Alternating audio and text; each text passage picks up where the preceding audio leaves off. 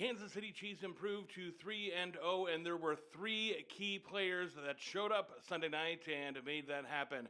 What's up, everybody? I'm Daniel Booth here with your Chiefs news of the day. If you are new to this channel, we discuss Chiefs every single day. Make sure you hit that like and subscribe button if you don't mind, and join in the conversation in the comment section below. So let's get right to it. Who are my top three of why we won that football game yesterday and the intangibles behind my reasoning? Number one, Rasheed Rice, the wide receiver. Everyone, of course, was devastated when Hollywood Brown went down with that injury. He was Patrick Mahomes' number one target in training camp, the first play of preseason games, and there you go, and his season may be completely over. Maybe we'll have him back for the playoffs, but it is not going to be the offense that we thought we were going to have. Rasheed Rice had that trouble in Dallas with that hit-and-run accident, and he came back to camp.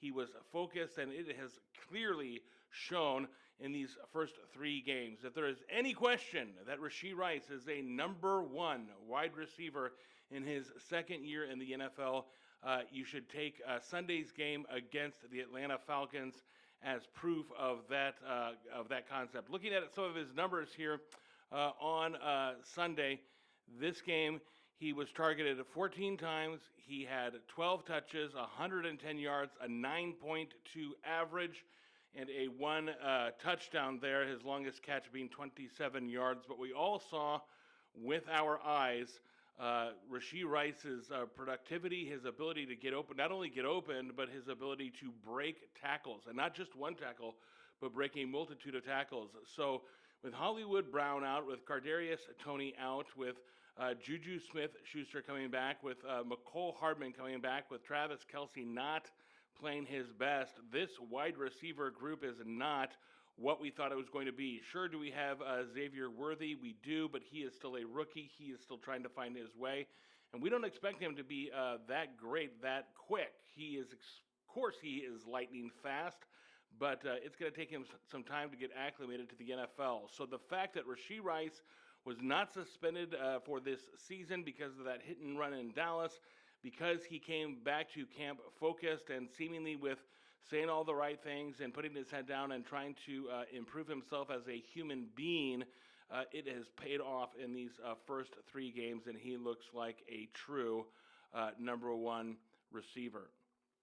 Number two, the number two player that I thought really showed us something, and it may surprise you because none of these people in my top three are going to be Nick Bolton, despite him being all over the field, despite that game-winning tackle there on fourth and just inches. Nick Bolton does not make this list because here's the thing, I'll just say this really quickly as a disclaimer. I expect that out of Nick Bolton, and I expect him to be a star in the NFL. I don't think that he's been playing up to his potential as of late, so it was nice to see him return, but it certainly didn't surprise me. Now, who did surprise me in that Sunday's game? Number two is this guy, and of course we all know that Carson Steel did well. He only had, I think, around 60, 70 yards rushing with around 18 touches, was not incredibly productive, not like, he was no, Deion Sanders back there. But here's the thing. The one thing that really impressed me about Carson Steel was not only his ability to shake off the fumble that he had last week, but to come back and to play tough. He ran down the field. He played like Isaiah Pacheco, as they alluded to there on the broadcast.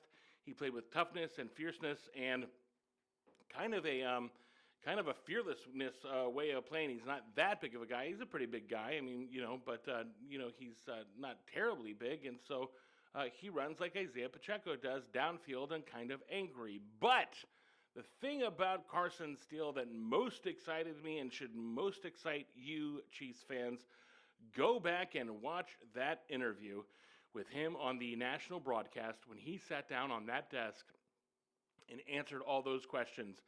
That young man showed poise. He showed maturity. He showed professionalism.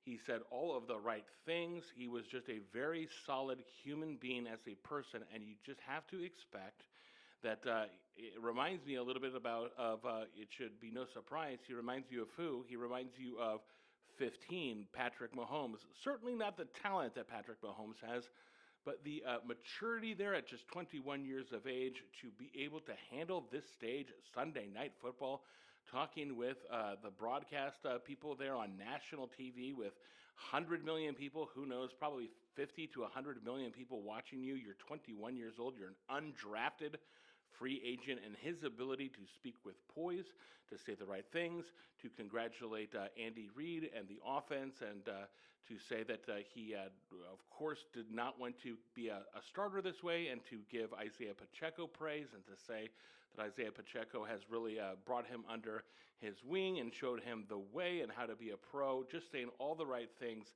So that is what really excites me about Carson Steel, because he has the talent.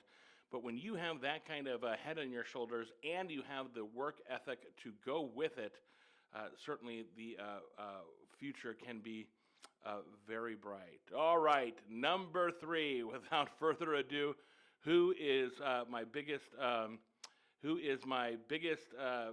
surprise, and who I was not surprised about, and who I wanted to be, who I'm happily surprised about, I should say.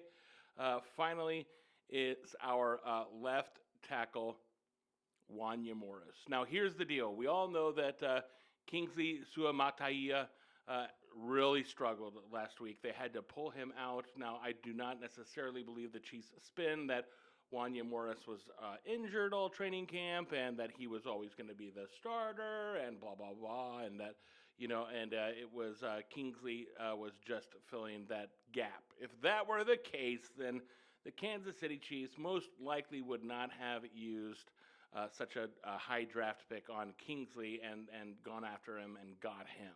So Kingsley Suamataia, I think that he has a lot of talent, but welcome to the NFL. It is a different pace, and you're not going up against college guys. You are going against the elite of the elite of the elites. And so Wan Morris comes in, and did he struggle a little bit? Yes, he did. But here is the one thing that happened, Kansas City Chiefs fans. Patrick Mahomes was not sacked once. And Kingsley Suamataia and Wan Morris, if it's the difference between Patrick Mahomes being sacked twice or 3 times and not being sacked at all, you have to go with Wan Morris, the veteran, even though he only played 6 games last year in his rookie effort. But he is still the veteran, and so you have to go with him. If he is not allowing a sack on Patrick Mahomes, Kingsley Suamataia might have to sit out this year and develop some skill set, because last week he was literally falling rear end into Patrick Mahomes, was falling on Patrick Mahomes because he could not handle the defensive pass rush. So there are my 3 players, Wan Morris and Carson Steel and Rasheed Rice. The Kansas City Chiefs win again, despite it going down to the wire, but that's what the Kansas City Chiefs do. We win in those situations. We won the Super Bowl by a play. We win a lot of these games by a play, and that's because you have 1-5 who makes the plays when he is supposed to make them. Travis Kelce will save that for another day. Thanks, everyone, for watching. This is Kansas City Chiefs Sports Talk. I'm Daniel Booth. We do this every single day. Make sure you hit that like and subscribe button and join in the conversation below. As always, go Chiefs. Chiefs.